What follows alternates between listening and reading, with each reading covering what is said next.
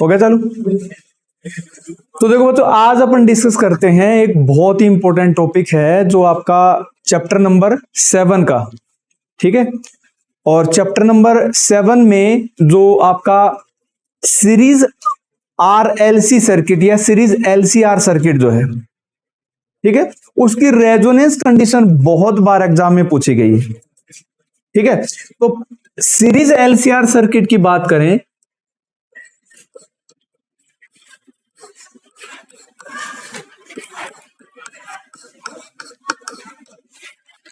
तो सिंपल इसकी कंस्ट्रक्शन की बात करें तो सबसे पहले आपको क्या लगाना है, रेजिस्टेंस, उसके बाद इंडक्टेंस और उसके बाद कैपेसिटेंस, और इसको जोड़ देते हैं एक एसी सोर्स से जिसका पोटेंशियल है V equal to V naught sine omega t. Resistance R, capacitance, inductance जो है कोफिशिएंट ऑफ इंडक्टेंस, और C है कैपेसिटेंस, ठीक है। इसके अक्रॉस पोटेंशियल ड्रॉप को अपन बोलते हैं V नोट R, इसके अक्रॉस पोटेंशियल ड्रॉप को अपन बोलते हैं V नोट L, और इसके अक्रॉस अपन बोलते हैं V note C potential drop को। जब प्योर रेजिस्टिव सर्किट पढ़ा था अपन ने, तो प्योर रेजिस्टिव सर्किट के अंदर जो करंट और वोल्टेज होते हैं वो दोनों सेम फेज में चलते हैं, दोनों के दोनों किस में चलते हैं, सेम फेज में। मतलब ये I नोट है और ये क्या है, V नोट R। बात समझ आई। दूसरी चीज में जब अपन इसका फेजर छोटा सा यहां पर मैं बनाना चाहूं तो इसके अंदर कौन लैग करता है, कौन आपका लीड करता है, इसको आपको ध्यान में रखना है, ठीक है।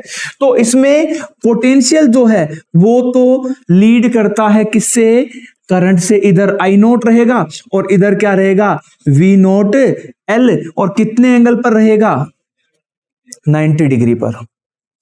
इसमें अपन वोल्टेज के टर्म में बनाए, इधर तो I नोट ही और इधर की तरफ अपन बना दें V नोट C, यानी इसमें आपका करंट जो है वो लीड करेगा कितने एंगल से, π/2 एंगल से, 90 डिग्री एंगल से। समझ में आ गई नहीं बात। तो फेजर के हिसाब से अपन इसको जब बनाकर देखते हैं तो किस प्रकार से बनेगा कि ऊपर की तरफ तो V नोट क्या है, L, इधर की तरफ क्या है, V नोट R, और इधर की तरफ क्या है, V note C। V note L is the potential drop across inductance, V note C is the potential drop across capacitance, and V note R is the potential drop across resistance, ठीक है। अब ये इसका एक basic phasor हो गया कि V note R, V note L और V नोट C। अब इसमें मैंने 3 कंडीशन बोली थी आपको कि 3 कंडीशन हो सकती हैं। पहली कंडीशन की बात करें तो पहली कंडीशन में क्या, जब पोटेंशियल ड्रॉप जो हो रहा है इंडक्टेंस के अक्रॉस वो बड़ा हो, पोटेंशियल ड्रॉप अक्रॉस कैपेसिटेंस। समझ आई बात। तो इसको कैसे बनाएंगे, ऊपर वाला तो बड़ा बना देंगे और नीचे वाली चीज को अपन छोटा कर लेंगे। ये हो गया V नोट L और ये हो गया V नोट C, और इधर है V नोट R। ये V नोट यानी पीक वैल्यू लिए हैं अपन ने, potential drop across inductance, potential drop across resistance, potential drop across capacitance. तो यहां पे देखो V नोट L बड़ा है V नोट C से। मान लो ये आपका 20 है, ये 10 है, तो कितना बच गया, 10, वो ऊपर की तरफ ही आएगा। मतलब यहां पे कहीं मान लो आ जाता है V note L minus V note C, ठीक है। ये हो गया V नोट L, और ये तो इनका डिफरेंस है V note L V note C, और ये है V नोट R। इनका कोई रिजल्टेंट आएगा, इनका रिजल्टेंट आएगा जिसको फाइनल में बोल रहा हूं V note L C R। क्या बोल दिया, वी नोट LCR। समझ में आ गई नहीं? अब इससे अपन एक राइट एंगल ट्रायंगल बना लेते हैं मैं अकॉर्डिंग टू मैथ, कि इतना तो हो गया वी नोट आर और ये हो गया V naught L minus V naught C, और ये मान लेते हैं ये एंगल कितना है, फाई का एंगल है, जो रिजल्टेंट और जो वी नोट आर के बीच का एंगल बताएगा। समझ में आएगा नहीं, वी नोट आर और रिजल्टेंट के बीच का एंगल कितना है, फाई है। आई बात समझ में? तो इसको अपन पाइथागोरस थ्योरम लगा के लिखें तो इसको कैसे लिखेंगे, वी नोट LCR का square equal to V naught R square plus V naught L minus V naught C का होल स्क्वायर। इसको इस प्रकार से लिख देंगे, ठीक है। इनके वैल्यू लिखे अपन कि वी नोट आर जब रखें तो वो कितने के इक्वल हो जाएगा, ओम्स लॉ के according I naught into R, और वी नोट एल को लिखें तो वो कितना हो जाएगा, आई नोट इंटू एक्सएल। अरे बोला था ना एक्सएल, एक्सएल को क्या कहते हैं, इंडक्टिव रिएक्टेंस, और वी नोट सी को क्या लेंगे, आई नोट एक्सी। एक्सी को क्या बोला था, कैपेसिटिव रिएक्टेंस। ये सारी वैल्यू अपन इसमें रखें, नेक्स्ट पेज यदि मैं लूं या यहीं पे लिख देता हूं साइड में, तो क्या हो जाएगा, वी नोट LCR का square equal to I naught square R square, ठीक है, स्क्वायर करेंगे दोनों का तो अलग अलग करके लिख दिया, प्लस आई नोट एक्सएल आई नोट XC और उसका क्या है, होल स्क्वायर। ये आ गया आपका वैल्यू। अब देखो आई नोट सब में कॉमन आ रहा है तो बाहर आएगा तो आई नोट स्क्वायर कॉमन आएगा, तो कैसे लिखा जाएगा, वी नोट LCR का square I naught square R square XL minus XC का होल स्क्वायर। ये आ गया।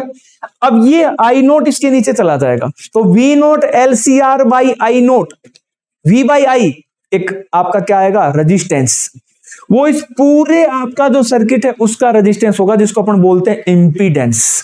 क्या बोलते हैं, impedance. V naught LCR by I naught को एक टर्म से डिफाइन करते हैं जिसको बोलते हैं जेड इंपीडेंस। आई बात समझ में?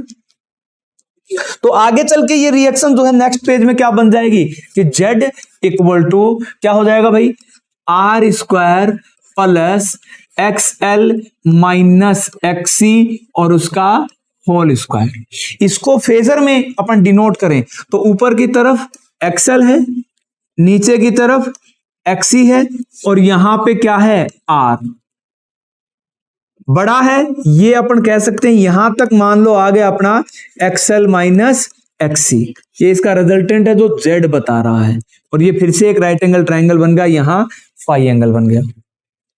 अब ये जो रिजल्टेंट इंपीडेंस Z आया ये कितने एंगल पे आता है उसको अपन tan फाई से निकालते हैं, क्योंकि स्लोप जनरली किससे निकालते हैं, tan से। तो tan फाई यदि यहां पर निकालें तो tan फाई क्या होता है, परपेंडिकुलर बाई बेस, ये परपेंडिकुलर और ये बेस, परपेंडिकुलर कितना आ जाएगा, XL minus XC by R। ये फॉर्मूला ये बताएगा कि जो आपका फाइनल वोल्टेज है वी नोट LCR वो कितने एंगल पर है आपका, किससे, रेजिस्टेंस के अक्रॉस जो पोटेंशियल ड्रॉप हो रहा है उसके, क्योंकि उसी को बेस मान के अपन डिसाइड करेंगे कौन सा आगे है, कितना आगे है, कितना पीछे। रही नहीं बात समझ में? तो इसका एक फेजर मैंने और बनवाया था कि इसको एक फेजर से और डिनोट कर सकते हैं इस टाइप से,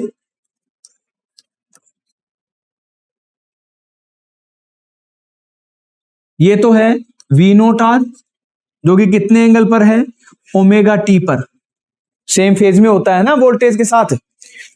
इससे फाई एंगल आगे कौन है, वी नोट LCR, ये फाई एंगल हो गया। आई बात समझ में? और वी नोट आर से 90 डिग्री आगे कौन चल रहा है, इधर अपन लिखेंगे इसको V naught L minus V naught C, और पीछे कौन चल रहा है, वी नोट सी। ये एंगल कितना हो गया, 90 का। और ये तो बनाया था, ये आगे और ये पीछे की तरफ, रहेगी नहीं बात समझ में। तो जेड का फॉर्मूला अपने पास ये आ गया, जेड स्क्वायर था ये, Z square equal to R square plus XL minus XC का होल स्क्वायर, और ये किसका, एंगल निकालने का। ये पहली कंडीशन है। दूसरी कंडीशन में अपन ले कि when potential drop across capacitance is greater than potential drop across inductance. जब ऐसी कंडीशन आ जाए कि पोटेंशियल ड्रॉप जो हो रहा है across capacitance is greater than potential drop across inductance, तो आपका फेजर किस प्रकार से बन जाएगा, फेजर आपका इस प्रकार से बन जाएगा, ऊपर तो वी नोट एल है और नीचे वी नोट सी है, इसको बड़ा ले लो, ऊपर वाले को छोटा, मतलब ये वी नोट आर, इस प्रकार से हो जाएगा।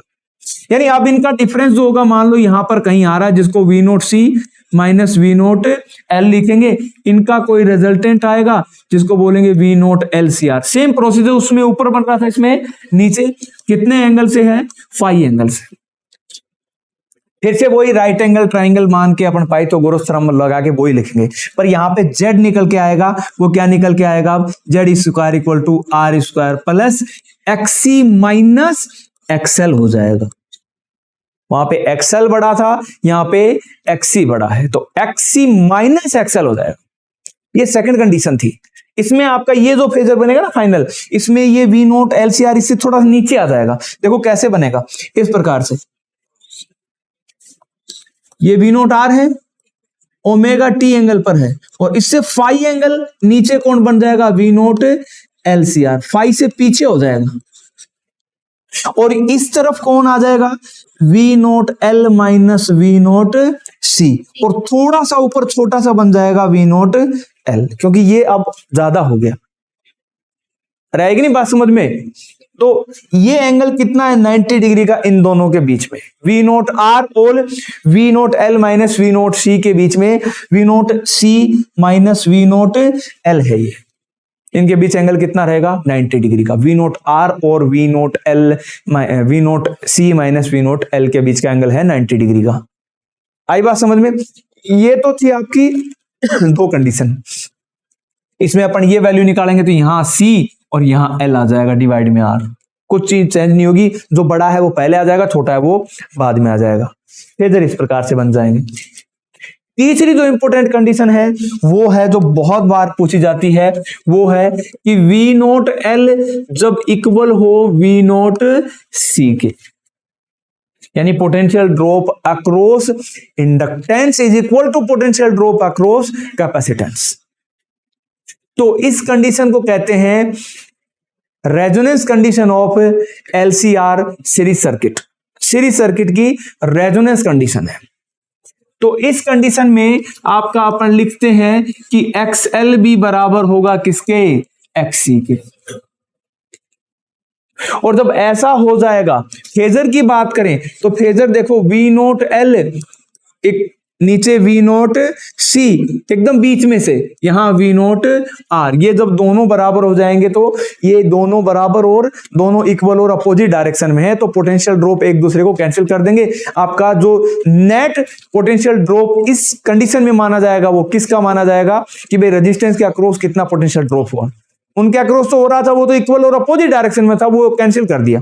मतलब एक बढ़ा रहा था तो एक कम कर रहा था, जितना एक बढ़ा रहा था उतना ही दूसरा कम कर रहा था, तो वो तो एक दूसरे को काम खत्म कर देंगे। जो बचेगा वो रेजिस्टेंस के अक्रॉस पोटेंशियल ड्रॉप हुआ, वो जिसको वी नोट आर कहते हैं। तो इस कंडीशन में आपका सर्किट जो है, यदि फेजर उसका भी बनाए तो ऊपर एक्सएल, नीचे कितना है एक्सी, और इधर कितना है आर, इस प्रकार से। यानी यहां पर जो जेड का फॉर्मूला आता है वो क्या आता है, R square plus XL minus XC का होल स्क्वायर था। अब जब एक्सएल एक्सी इक्वल हो गए तो ये क्या हो गया, खत्म हो गया, और जेड इक्वल टू कितना आ गया, आर आ गया। और यही जेड का कौन सा वैल्यू है, मिनिमम। इंपीडेंस का वैल्यू रेजिस्टेंस के इक्वल हो गया है और circuit becomes pure resistive circuit. और इस कंडीशन में आपका जब जेड का वैल्यू मिनिमम हो जाता है, रेजिस्टेंस के इक्वल हो जाता है, तो power consumed by circuit maximum, क्योंकि सर्किट के अंदर से अब करंट भी मैक्सिमम फ्लो हो रहा है, क्योंकि करंट में तीन चीजें लगी हैं, आर एल लगा, सी लगा है, पर एल और सी तो खत्म हो गए दोनों एक दूसरे से, आर बचा है, यानी सर्किट प्योर रेजिस्टिव हो गया। सर्किट के अंदर से मैक्सिमम करंट फ्लो होगा, और मैक्सिमम करंट फ्लो होगा तो सर्किट मैक्सिमम पावर कंज्यूम करेगा। जब कोई भी डिवाइस मैक्सिमम पावर कंज्यूम करती है, जितना ज्यादा पावर कंज्यूम करेगी कोई डिवाइस, उतना ही ज्यादा आउटपुट देगी। समझ में आया कि नहीं? तो ये जो रेजोनेंस की कंडीशन है, ये जो रेजोनेंस की कंडीशन है, जब ये पोटेंशियल ड्रॉप इक्वल हो जाते हैं, ये रेजिस्टेंस इक्वल हो जाते हैं, तो इस कंडीशन का यूज रेडियो ट्यूनिंग में किया जाता था, रेडियो को ट्यून करने के लिए, कि जब एक स्पेसिफिक आपकी फ्रीक्वेंसी, जिसको अपन निकालेंगे, जिसको रेजोनेंस फ्रीक्वेंसी कहते हैं, कैसे निकालते हैं, एक्सएल इक्वल टू एक्सी करके, एक्सएल क्या था, ओमेगा इंटू एल, एक्सी क्या था, 1/ओमेगा इंटू सी, इसको आर लगा दो यहां पर, जो कि किसको डिनोट करेगी, रेजोनेंस फ्रीक्वेंसी को। ये क्या हो जाएगा, V naught R square equal to 1/LC और omega are equal to 1/√LC, ये हो जाएगा।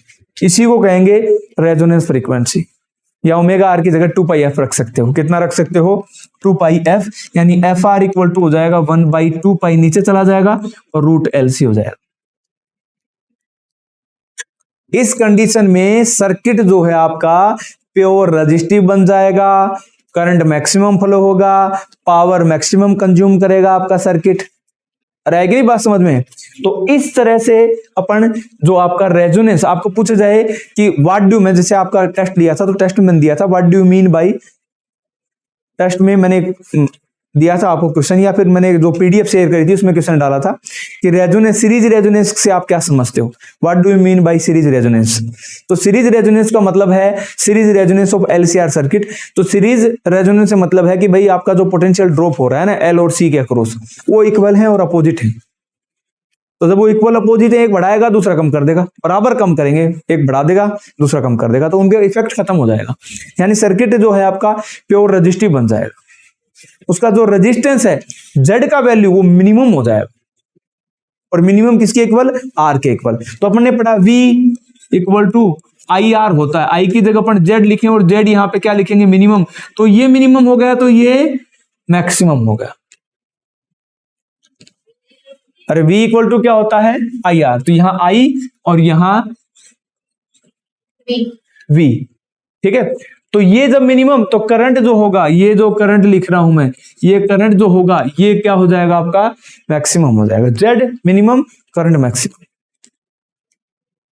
और जेड मिनिमम होगा सीरीज आपका एलसीआर सर्किट में या प्योर रेजिस्टिव सर्किट में। तो पावर फैक्टर की बात करी थी मैंने कि पावर फैक्टर जो है आपका क्या बताता है, कब मैक्सिमम होगा कब मिनिमम होगा। रहेगी बात समझ में?